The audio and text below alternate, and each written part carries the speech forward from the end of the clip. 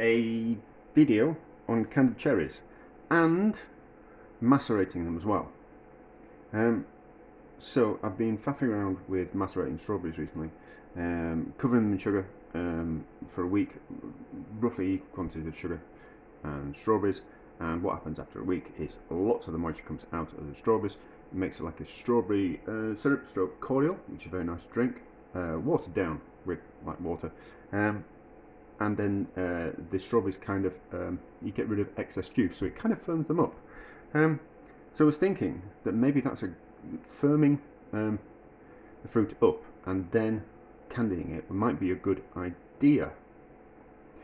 So I bought some cherries today, and let's have a go with cherries and see if the same kind of process kind of works. I've also got another idea that I want to do with kind of cherries, but that's frozen cherries. So we're going to use fresh cherries. There's in here, so I've pitted them and removed the stalks, and there was about 860 grams and about 130 grams worth of pits and stalks and things. So roughly we're talking about a kilo-ish cherries, 20 grams like here and there type of thing.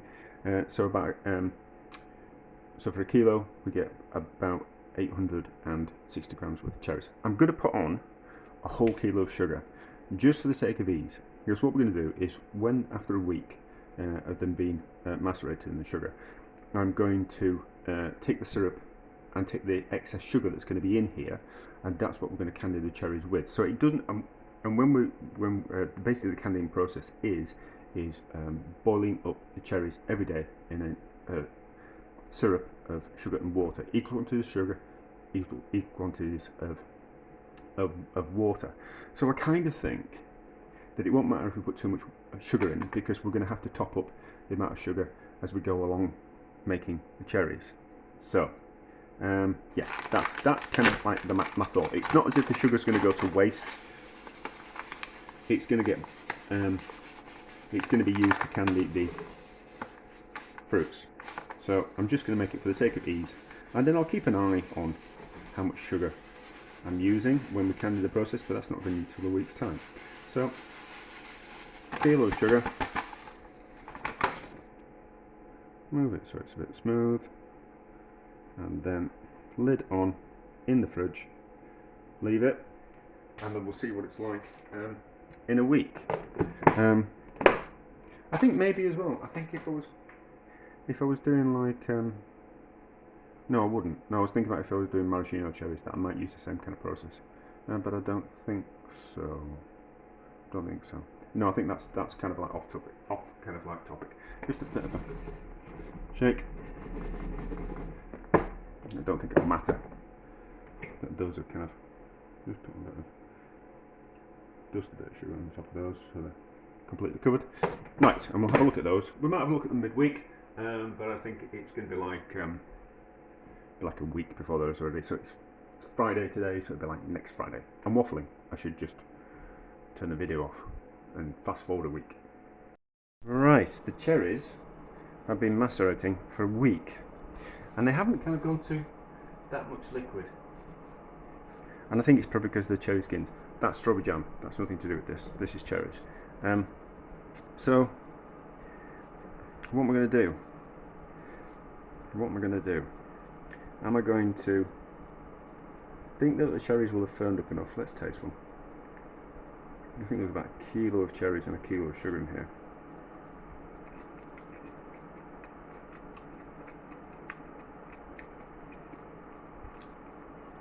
They've certainly firmed up on those cherries, because the sugar has sucked out some of the liquid, so they're certainly a lot firmer. So what am I going to do? I've already bought some more cherries.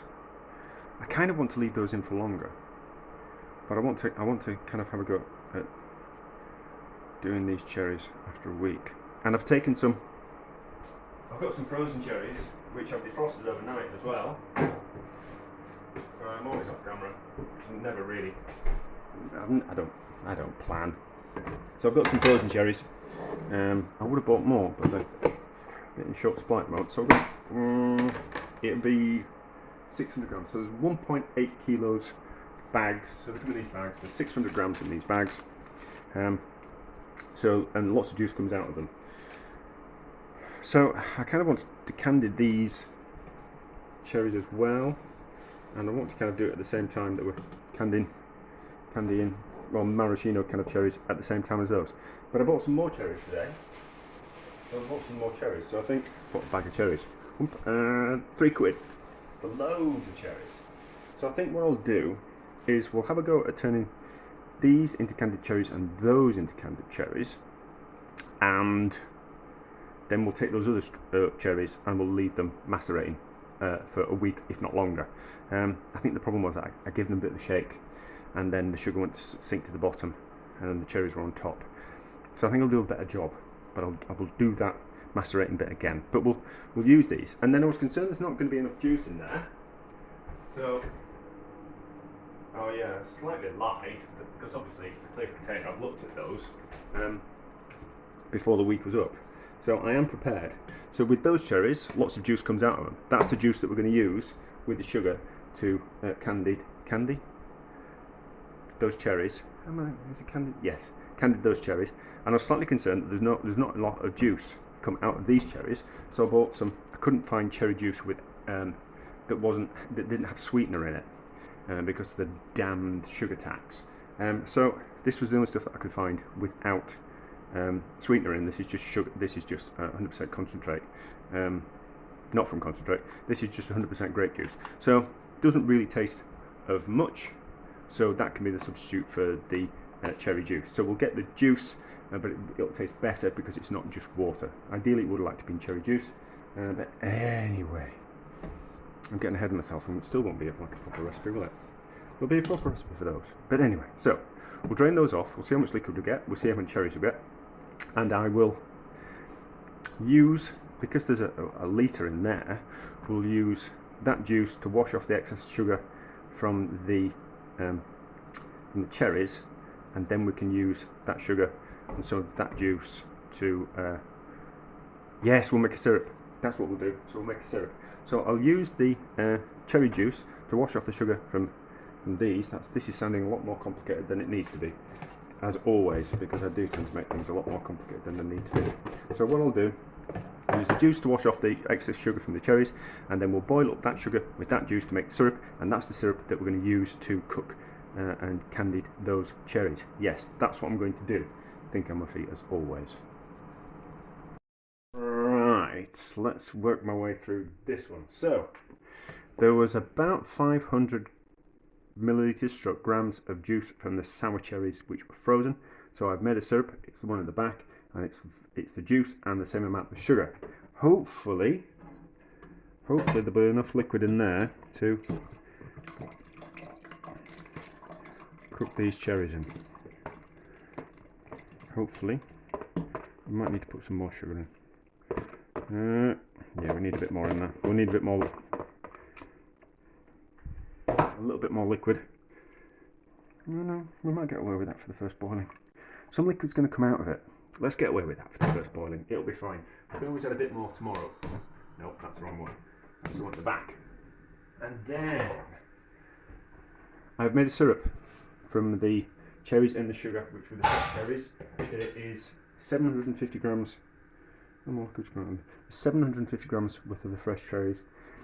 So I've taken the cherry juice and the sugar that was with the cherries, that was over the cherries, the kilograms of sugar, and I've made a syrup. So let's now cook those cherries. They're firmed up beautifully. They're going to hold the shape pretty well of those. So let's boil those up in that syrup. So as this syrup thickens up and boils off, I'll be adding, over the next few days, I'll be adding more of that syrup to that. So you can either add a little bit more sugar and a little bit more water every day, or I can just add some of that syrup. So that kind of makes sense to me. Do I want more liquid in that one? Do I want more liquid in that? Let's put a bit more sugar in. Let's put another 200 grams of sugar, if I've got 200 grams of sugar. What have we got? I've got 100 grams of sugar. 100 grams would be fine. There was some more. I think there was more juice than I actually thought. Yeah, that'd be fine. Right, so bring both these up to the boil, simmer for 5 minutes, then allow it to go cold, and then repeat the process for the next 5 or 6 days until we have some candied cherries, and we'll get an idea of. I'll keep a note of how much sugar I used, and I'll keep a note of everything else as well. So we'll get an idea of how many cherries needs how much sugar, and what the yield is at the end of the week. So that's that. Yes, that'll make sense. I know what I'm doing. I'm happy with that. So, and then I'm going to take these other cherries and I'm going to macerate those until they are completely reduced all their juice into the sugar, and the sugar is more of a dissolved. I'm forgetting the words. But anyway, that's that, and I know what I'm doing.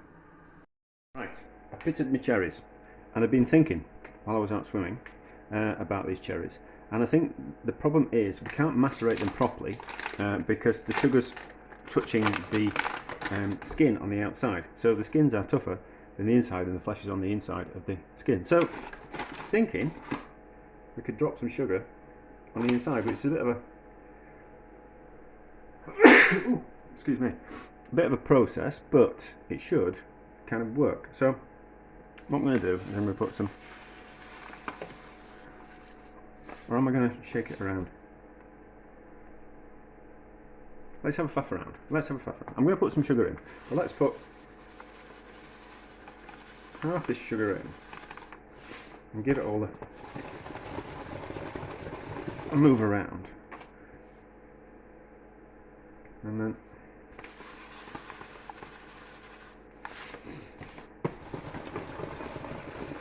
I don't know if this will work, but the sugar on the outside, so that's fine, and the sugar getting on the inside, probably not.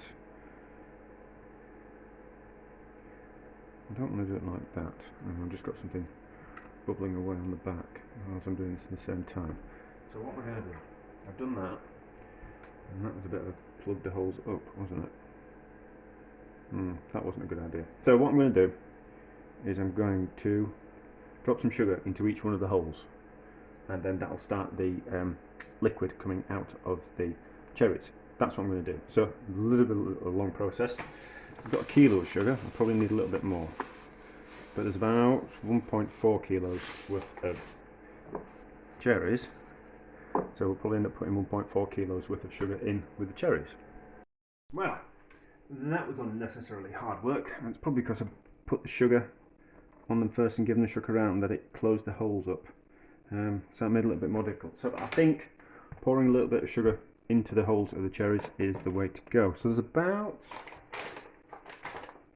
how much sugar have I got left? Yeah, so there's about 1.4 kilos of sugar, there's about 1.4 kilos of cherries. I think the juice will start coming out of the cherries kind of quite quickly, but we'll leave that in the fridge like that for a few days, and then we'll have a look at it. But it's quite heavy, isn't it? Oh, it's 3 kilos, isn't it? But anyway, we'll see what that looks like in a few days.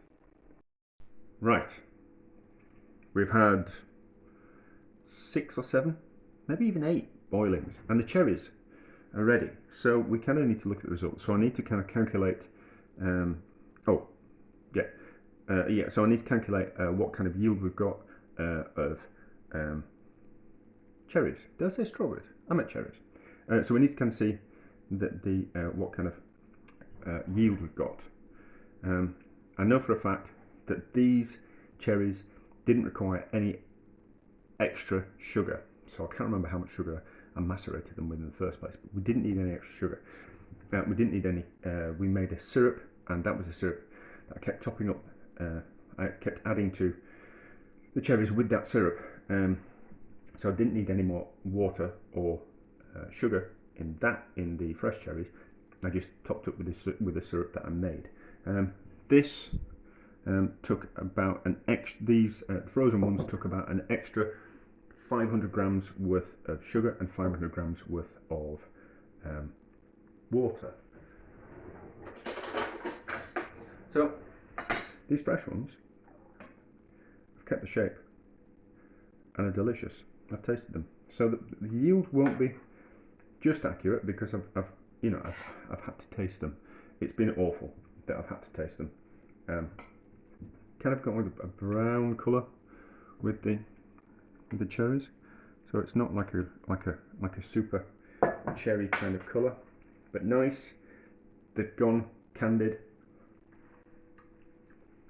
Tastes delicious, more like a maraschino cherry than a candied cherry, like a glace cherry type thing. These,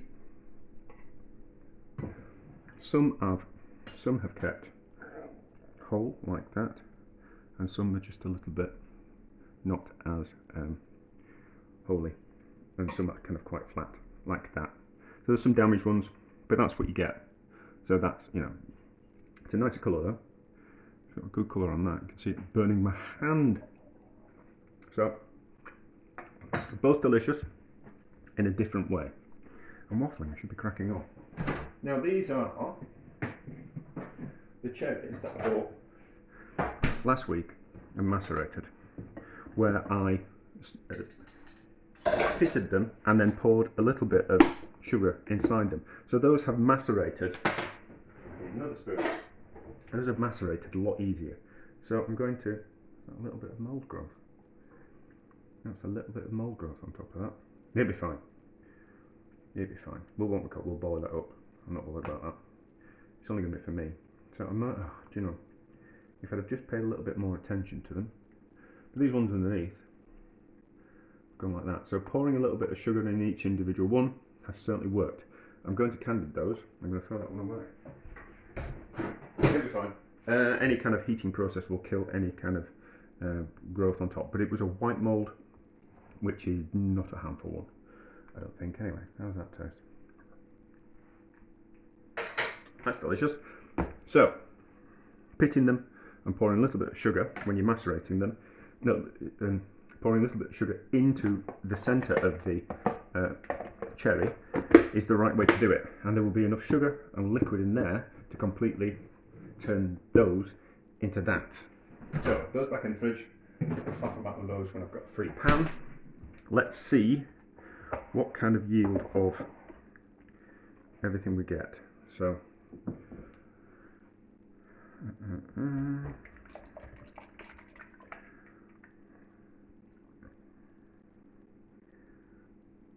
so a grand total of about 1.7 kilos. Get rid of that excess juice. I'm going to put them in jars. So that was 1.7 kilos, and then there is 950 grams worth of syrup. So we can deduct off what yield we've got of cherries of that. I'll do that and put it in the description. So that can go there, that back over there.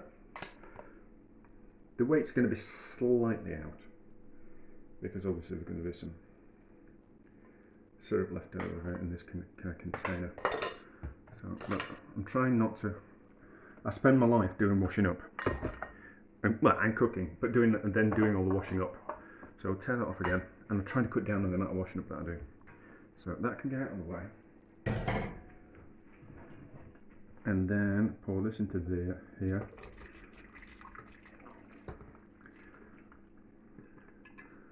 And we'll get a total weight.